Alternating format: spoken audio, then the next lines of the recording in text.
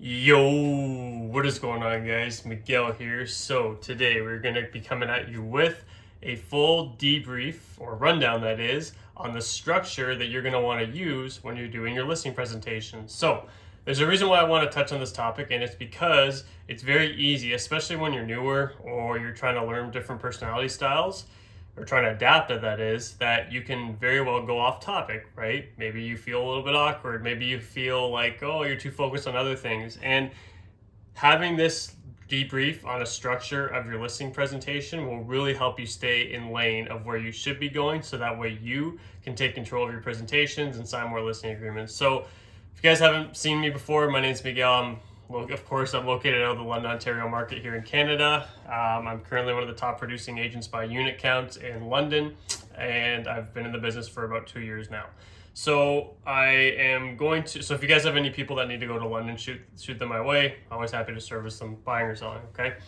So a debrief on this, okay? So we're gonna get into this. I'm gonna try to keep it within a 10-minute span. If you guys know me from my past YouTube experience, or if you guys do watch my videos, you know it's almost impossible for me to stay in a 10-minute span. So let's try to work on staying within that ideal span. So let's jump right into it. I've got a list of, I'm gonna list off to you.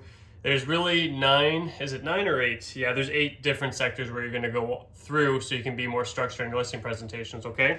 So I'm going to go past all the points of, and we'll get into another video of like how you set up for a pre-qualification, how many times you're going to touch the client before you go to the appointment.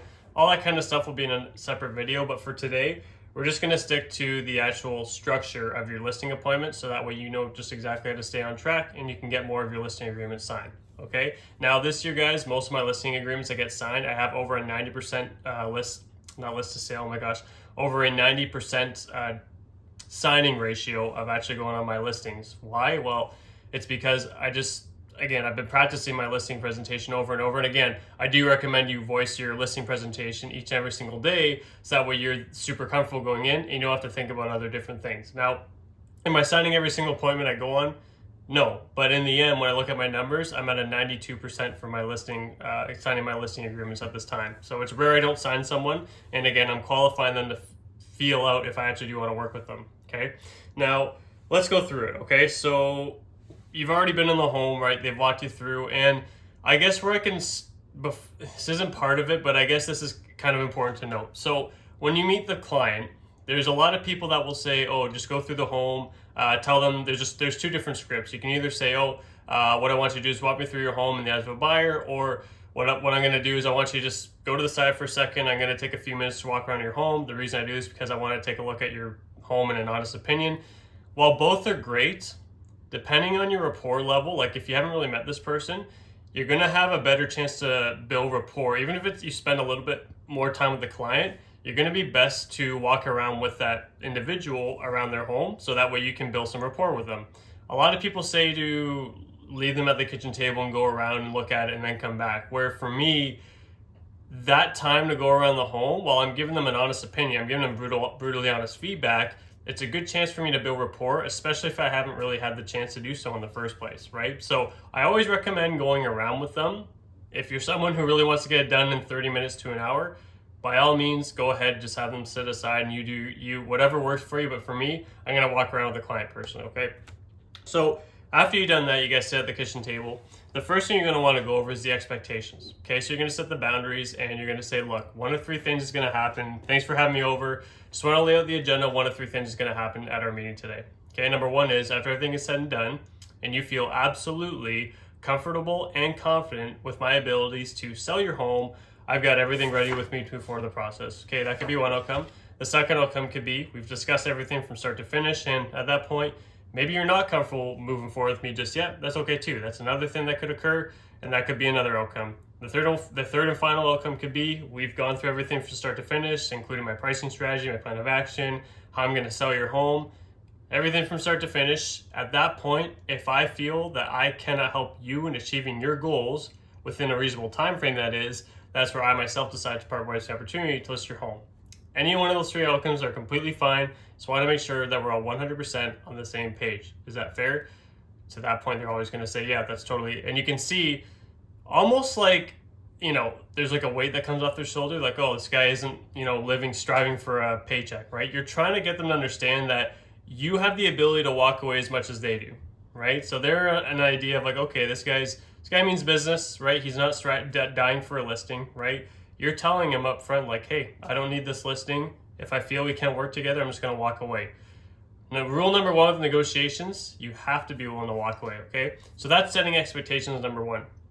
Number two is going to be your discovery phase. So there's three parts. There's three kind of, I kind of look at the discovery as I have 8 points here, but I usually look at discovery as number 2, 3, 4, and 5 before I get into the timeline analysis. We'll get into that, but it's better that I can piece these out so you kind of know, because that's really how it should go, so that way you keep things in order. Now, during the discovery phase, you're going to ask the necessary questions. Really, where this revolves around is where, when, and concerns. So for me, it's okay, where are you going to? What's important to you about a bigger home? What's the extra bedroom going to do for you? How is that all going to impact your life, and what sort of impact do you see that happening when you actually make that move?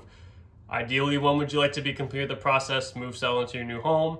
And is there a plan in place if the home does not sell, or things go, if the market turns or whatever it is, right?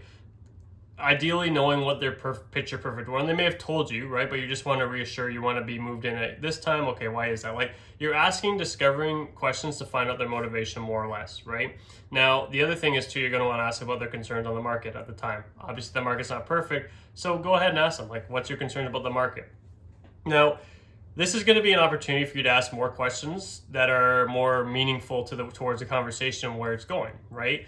You're obviously staying in boundaries of where your listing presentation needs to go, but I find in the discovery phase, guys, if you can ask more questions that relate to their situation, normally it goes around their where, why, and concern on the market, but the more you can kind of ask more questions, and it all comes down to knowing motivational questions, the more you can ask in that time frame, in that specific frame of the interview, the better rapport you're going to have, okay? Now, again, like I said, from 2 to 5 and these points, this is kind of like, I look at it as a discovery phase, because I'm trying to build, this is where I'm trying to make sure if I do a good job in the 2 to 5, I'm going to sign that client, right? Assuming everything works well, I will sign that client because they're going to know that I'm listening and that I actually have their best interest in mind, okay? So number 2 is your discovery. You're finding out, again, where, why, their why too, where, why, when, and their main concerns on the market, okay? Going into number 3 is going to be your market proofing, okay? So after you ask about their concerns on the market, you're going to now go into, okay, now it's a good time to talk about the market. As a professional real estate agent, I study home prices each and every single day. So I'm aware of some of these changes that have continually been taking place for the last almost 3 years at this point. So after you say something on the lines of that, each market's different right now. They're all pretty well the same. But the way I describe my market right now is I'll tell them a little bit stats, like what the inventory is like. You're usually going to go over the 5 economic indicators of real estate here, right? What you take a look at as a real estate agent is what is known as the 5 economic indicators of real estate to really understand and truly dive into where the market is right now. And that is, number 1, the number of new active listings that are hitting on the market on a day-to-day basis. Number 2 is the recent pending sales. Number 3 is the buyer show activity. Number 4 is the price reductions. The amount, number 1, how often price reductions are happening and on average how much the home is being reduced by. Number 5 is going to be the number of new expired listings. When you take all those in consideration, what those are telling us is we're in X market. Currently where my market is, it's like I tell them it's like a beauty pageant. You have to be priced the best, A, and B, you have to show the best. If you can get those 2 right, you will have no problem selling in this market. So I'll tell them basically in my market proofing that this is a beauty pageant. If I want to keep things short and simple, I'm like, do you want me to summarize the market for you guys? It's a beauty pageant. You have to be priced correctly and marketed efficiently. If you do those 2 things, you will have no problem. It's like a seller's market all over again, okay? So that's your market proofing point, okay? Now, again, it could be different. You might be somewhere where the price points are lower and it might be a hot seller's market. I have no clue, but again, market proofing is what you want to do. I just wanted to give you an example of what I'm actually doing right now. Number 4 is going to be the client's past experience after you've gone through market proofing, their past experience, and what sold them on the home. They didn't bring water down here, but it is what it is. So their past experience. So I'll always ask this. So you guys bought this home, you should know before you go in, but you guys bought this home back in 2012, correct? Yes, we did. Okay, great. So if you can jog your memory a little bit, how did that process go as a whole? Like, what were some of the positive things you can remember from that? Okay, and then what were some of the negatives? Some of the things you felt could have used work at the time, either with the experience overall or with the agent you're working with, right? After you roll that in, so what do you look for most importantly, a real estate agent you hire in the sale of your home? That the way you roll, no matter what market you're in, whatever your list presentation is, this 100% needs to be in. You talk about their past experience, which now rolls, and after you talk about the positives and the negatives, you immediately roll into, so what do you, just so I understand, and they may explain it. You don't have to like voice yourself over if they've just told you what they're looking for, because they will sometimes when they go over the positives and the negatives, they'll tell you when they're going over like the part of the agent. But if they haven't, still reiterate, right? Okay, just so I understand, what you're looking for in an agent is this, this, this. And did I miss anything? That's okay. So this is what you're looking for. If you can hit the nail on the head with that, they're going to hire you. Like that is I personally think that's the biggest point of your interview, is bringing up their past experience and what they look for most importantly, because then they're like, oh, this guy actually cares about me, right? That part about their past experience is very important. Now, what I'll also add in there too is what sold them on the home. So what I'll say is, and I'll tie in what sold them on the home, usually with when I bring up initially bring up their past experience, like what were some of the things you really liked. I'll also be like, okay, and what were some of the things that actually sold you on the home when you bought it? And they'll say, oh, okay, maybe I really like the lot size and the area really drove me here. That's great. And the reason I asked that question is because I can now use that as fuel or ammunition per se to go help motivate buyers who are maybe on the fence or just market the property in general. Right? When they hear that, they're like, oh, this guy really like cares and listens and is definitely knows what he's doing, right?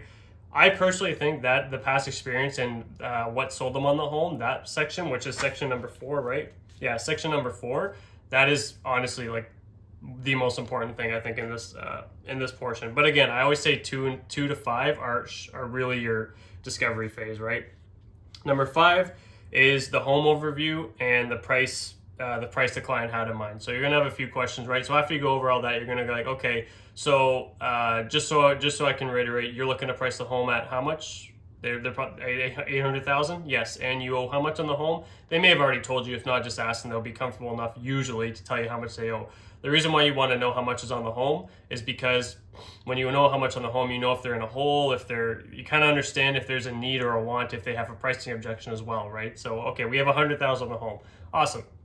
And just to reiterate, when I went through the home, I seen 4 bedrooms, 3 baths, a fully finished basement.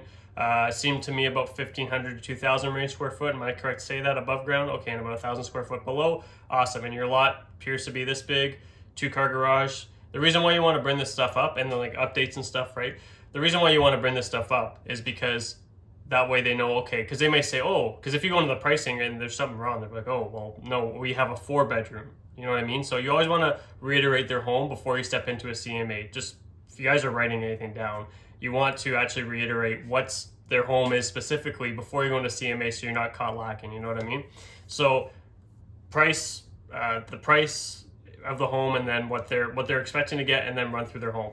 After you've done that, you roll into a timeline analysis, right? So you're going to say, okay, that's great. So there's only two issues we have to take a look at tonight. Number 1 is the time it's going to take to sell your home. Number 2 is the pricing that we set in your home, because obviously you're going to want to walk away with a certain amount of money in your pocket. Is that fair to say? Great. Let's walk through the timeline analysis. So step number 6 is your timeline analysis. So for an example, I don't know if you guys want to take a screenshot of this. I got this from the Glover U. Again, I'm a fully trained Glover U agent. Like, this is where I got all my stuff from. So this right here is your home sale timeline analysis. So basically you're going to say, okay, I don't know if you guys can see, but assuming everything goes well and we can agree on things, today we're going to sign the listing agreement to get the ball rolling on this, okay? So you're going to put today's date, which today would be October the 8th. You put October 8th here, assuming I'm on a listing appointment right now. October 8th goes in here, and then we're going to go, okay, so here's the listing live date, right? So I'm going to say I personally need 3 to 5 days on my end to get everything ready. How much time do you think you would need to get some of the paint done or whatever they're doing? Okay, maybe a week. Okay, so let's just say 2 weeks for safety net's sake. This puts us into October 21st, right? Now, are you familiar with how long it's taking for a home to sell in your market? Not quite. Okay, so right now, average days on market in your neighborhood is 28 days. Let's budget for safety's sakes. I'm going to say, I usually sell faster than the average agent by about 6 days. I can say 21, but let's just kind of play a safety net on it. Let's say a month. Let's put 30 days. I'm usually putting 30 days here on my average days on market time. So this will say accepted agreement will be firm deal here in Canada will be November 21st or November 22nd. Now, Mr. and Mrs. Seller, are you familiar with how long it's taking for a home to close?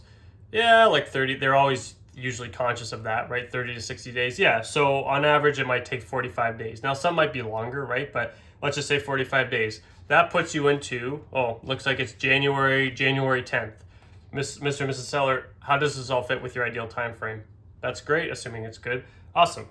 So the reason why you put the home sale timeline, guys, is because that helps create, in a sense, urgency, but it also helps them understand that, okay, this is how long it's taking. And I'll give you an example.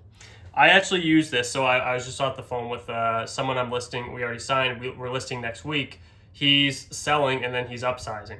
So basically, he was on the fence of, should I wait for the spring? Because the big thing for him was his kids, right? He not moving out of the school district. So I was like, okay, for that, if we list October the 17th, it's going to take this long to sell. I walked him through this and he's like, okay. So it got him off the fence of potentially listing in the spring and listing now, because after seeing that, it made a lot more sense. And it also brought out too that he had family coming over from Brazil during the summer months, which would have kind of created chaos because he was moving in and everything wouldn't have been right for him. All of that came out during the home sale or the timeline analysis. Guys, this home sale timeline analysis is very good, and you also leave it on their copy so they have it there after you're done, right? Sometimes clients need to think it over. That's totally okay.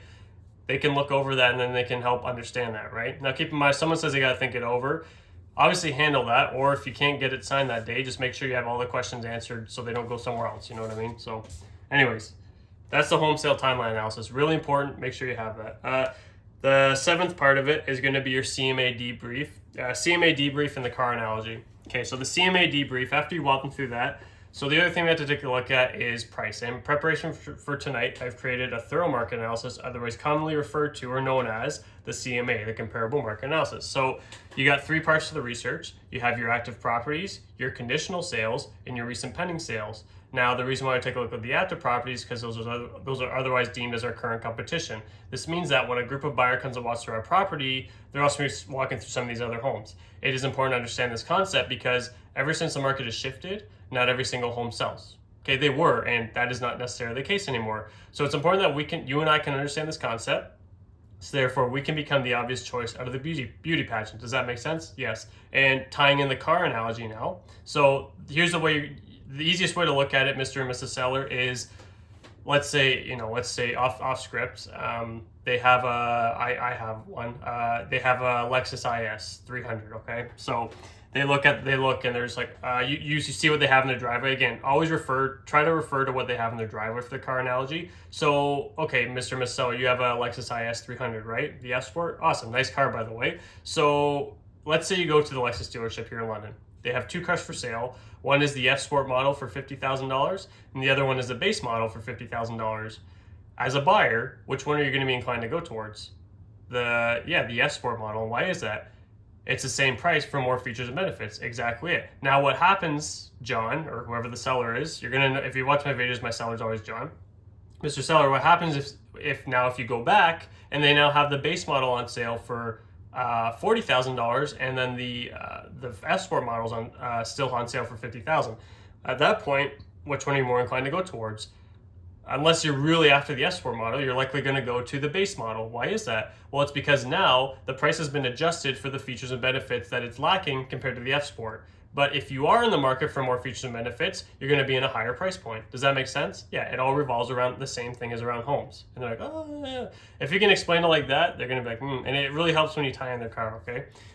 So going into conditional sales, back on script. Conditional sales, again, I could go through this, probably going to take a long time, but I'll explain. Not everyone's from Canada. Conditional sales, I'll usually use the conditional sales to help them understand that it doesn't have a firm price yet. We don't know the sale, but we can gather a couple things, like the timing it was on the market, and number two, how many conditions they sold on. So for example, if the home was on the market for 3 days with a home inspection condition, is it safe to say that they sold at their asking or below? More than likely they're asking or more, right? Why is that? Because it's short time on the market, right? Now what happens if we see a home that's sold conditional on the sale of the home inspection, insurance, all the conditions, but it's been on the market for 6 days with multiple price improvements? Is it safe to say that it's sold under the asking? Why is that? Because it's been on the market for a long time.